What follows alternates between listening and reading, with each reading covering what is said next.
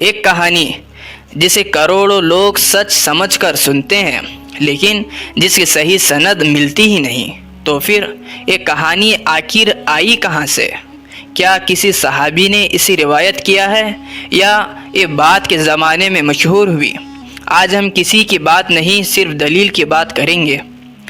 محدثین نے نبی صلی اللہ علیہ وسلم کی زندگی کا ہر واقعہ بڑی احتیاط سے جمع کیا، ہر روایت کی سند چیک کی، ہر راوی کی زندگی دیکھی، ہر لفظ کو پرکھا۔ اسی لیے صحیح بخاری، صحیح مسلم اور دوسری مشہور حدیث کی کتابوں کی اتنی اہمیت ہے۔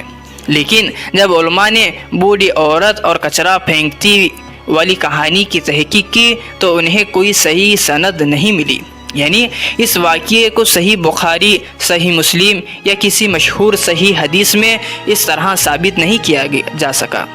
اس کا مطلب یہ نہیں کہ نبی صلی اللہ علیہ وسلم کے اخلاق ایسے نہیں تھے، بالکل نہیں، بلکہ اس کا مطلب صرف اتنا ہے کہ ہمیں نبی صلی اللہ علیہ وسلم کی طرف وہی بات منسوب کرنی چاہیے جو صحیح روایت سے ثابت ہو۔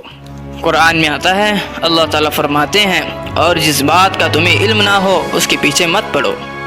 اس آیت کا مطلب ہے مسلمان کو بنا علم اور بنا تحقیق کے کسی بات کو سچ مان کر آگے نہیں پھیلانا چاہیے۔ یہ صرف نیوز کے لیے نہیں، دین کی باتوں کے لیے اور بھی زیادہ اہم ہے۔ رسول اللہ صلی اللہ علیہ وسلم نے فرمایا، جو شخص جان بوجھ کر میری طرف جھوٹ بات منسوب کرے وہ اپنا ٹھکانہ جہنم میں بنا لے۔ صحیح البخاری اور صحیح المسلم میں آتا ہے۔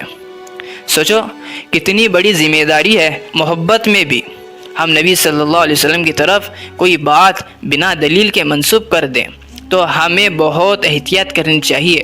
اسی لیے علماء ہمیشہ کہتے ہیں محبت ضرور کرو لیکن دلیل کے ساتھ۔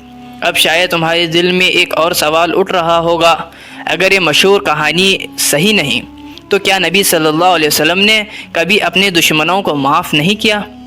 کیا انہوں نے کبھی برا کرنے والوں کے ساتھ احسان نہیں کیا؟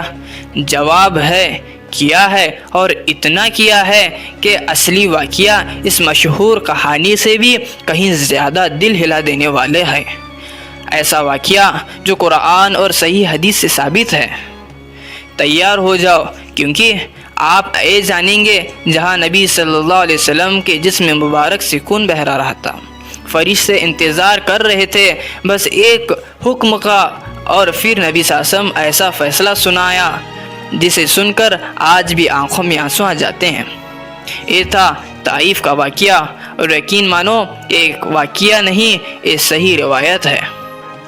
نبی صلی اللہ علیہ وسلم کا وہ اصلی واقعہ جو انسانیت کی تاریخ بدل